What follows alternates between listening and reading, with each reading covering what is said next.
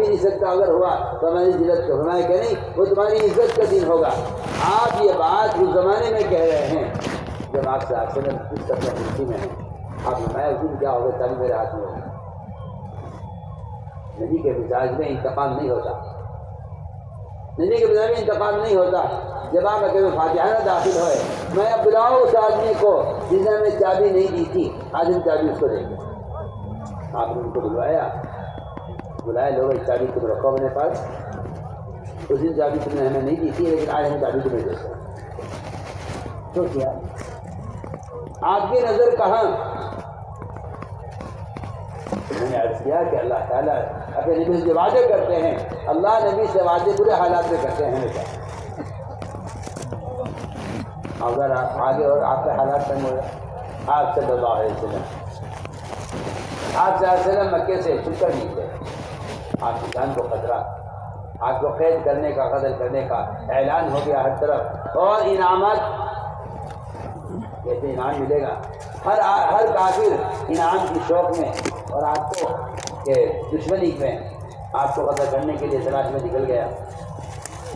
آپ صلی اللہ علیہ وسلم نکل رہے تھے، ایک جگہ آ کر سراقہ ابن مالک نے آپ کو پکڑ لیا، آپ کو پہنچ گیا، سراقہ ابن مالک نے آپ کو پا لیا۔ اللہ تعالیٰ چاہتے آپ کو چھپا کر نکال دیتے، لیکن اس میں تو مدد کا وہ مزہ نہیں تھا جو مزہ اس میں تھا کہ دشمن آپ کے سامنے ہو۔ اللہ دکھ رہا ہے کہ ہم مدد کیسے کرتے ہیں۔ آپ صلی اللہ علیہ وسلم مکہ مکرمہ سے اتر نکلے، سراقہ ابن مالک آپ کو پیچھا کیا تو آپ تک پہنچ گیا، ابو بکر صدیق رونے لگے دیکھ کر، اللہ دو آپ کو تکلیف تک پہنچ جائے کوئی۔ میں ابو بکر تمہارا کیا گمان اس ذات کے بارے میں کہ ہمارے ساتھ کس طرح ہے؟ اب میں سراقہ، آپ سوچیے، آپ یہ بات اپنے قاتل دشمن کافر سے ہو رہی ہے۔ سراقہ اگر تم اس دن خیال کرتے، اگر تم رہ گئے تو اسرا کے کنگن تمہارے ہاتھوں میں ہوں گے۔ یہ بات آپ نے سراقہ ابن مالک کو سوچ تھی جب آپ مکہ مکرمہ سے چھپ کر نکل رہے تھے اور سراقہ ابن مالک آپ کو پیچھا کر رہا میں تمہارے کنگن تمہارے ہاتھوں میں ہوں گے۔ آپ کا زمانہ گزر گیا، ابو بکر صدیق کا زمانہ گزر گیا، حضرت عمر کے زمانہ آیا۔ حضرت نے فرمایا کہ کس طرح کا خلافت ہوا، فرمایا کہ ابھی سامان باقی ہے، ابھی سامان باقی ہے، اور لے کے آؤ اور لے کے آؤ۔ صحابہ نے کہا جی جو کچھ تھا ہم سب لے آئے، اب وہاں اس کے علاوہ کچھ نہیں۔ حضرت نے فرمایا کہ نہیں، ابھی سامان باقی ہو، تلاش کرو۔ جا کے تلاش کیا گیا تو کہیں سے ایک صندوق نکلا اس کے قلعے میں سے۔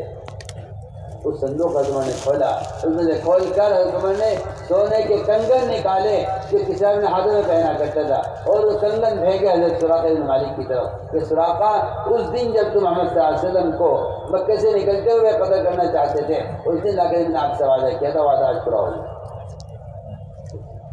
سوچیے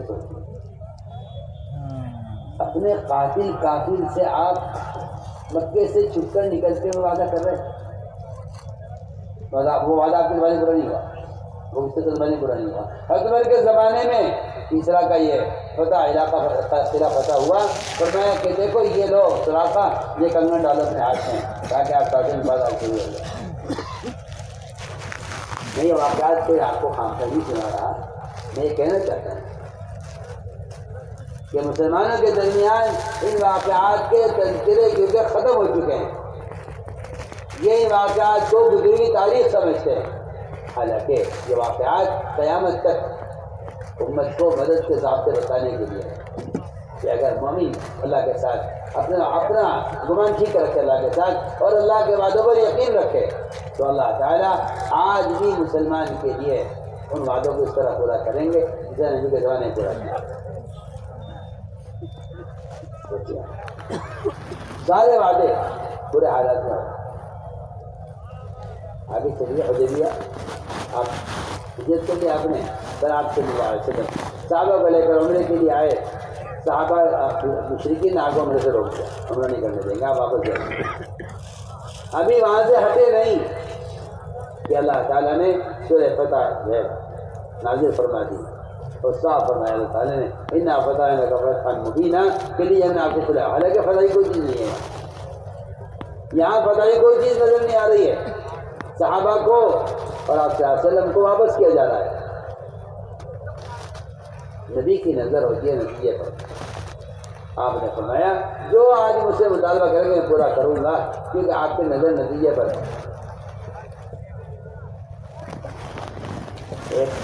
اس موقع پر سہیل آئے سہیل عمرو اور کہا کہ آپ نے رسول لکھا ہے نا اس میں، اسے رسول کہا آپ کو رسول نہیں مانتے، آپ کا نام کٹوایا اس میں سے سہیل ابن عمرو نے، مشرک نے۔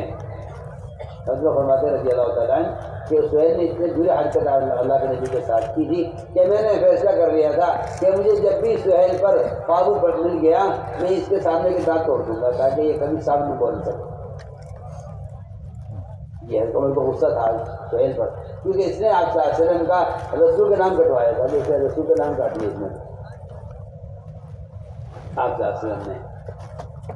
تو میں کہ لاؤ میں کاٹ دیتا ہوں، ان کے یہ رسول مانے یا نہ مانے، ان کے ماننے سے کیا ہوتا ہے، رسول تو رسول ہے، یہ نہیں مانتے تو ان کا نقصان ہے، یہ رسول نہیں مانے